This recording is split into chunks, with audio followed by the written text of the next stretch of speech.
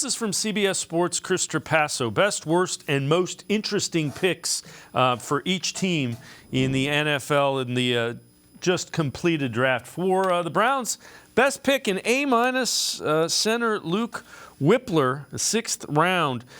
This is a future starter, does a lot of things well from a technical standpoint, has plus athleticism.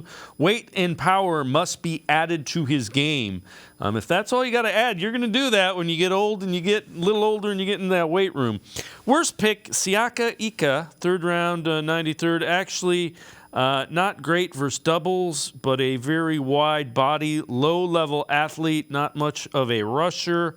Understandable ad for the Browns, though. Most intriguing pick, Cedric Tillman, 3rd round, pick 74. Some thought Tillman could be a 2nd-round player, but he struggled with injuries last season. People forget, caught 64 passes over 1,000 yards, 12 touchdowns in 2021, and looked like a 1st-round pick.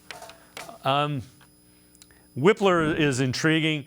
Ika, all over the board on what people think about him. It's just really interesting. It is, and I was just going to say, I actually totally disagree with those first two. I would flip them. I would actually flip them. I really liked the Siaka Ika pick from where they got him, and maybe time will prove me wrong. And even, I'll say this, I do not think the Browns had a bad draft at all. I basically liked all their picks, and when we were on the Orange and Brown Talk podcast on Sunday, wrapping everything up, we didn't even refer to it as a bad pick, but a head scratcher.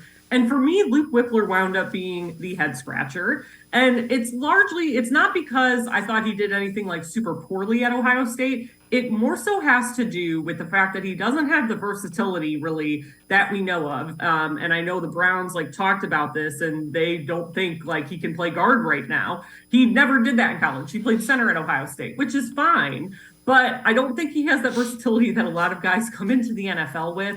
And also the undersized thing for me isn't just about his weight. He also has short arms. So that makes me a little nervous, but even still, he's going to put on weight once he gets into the NFL. When I know some people were confused by this take for me. When I talk about undersized, I mean just a few pounds or a few inches, that makes a lot of difference in the NFL. And I think that gets lost, that somebody thought I was saying, oh, he's way, way, way too small to play in the NFL. And that's not the case. But I do think for me, that was a very confusing pick in a lot of ways for that reason, just given that he's undersized and he didn't have that versatility. Yeah.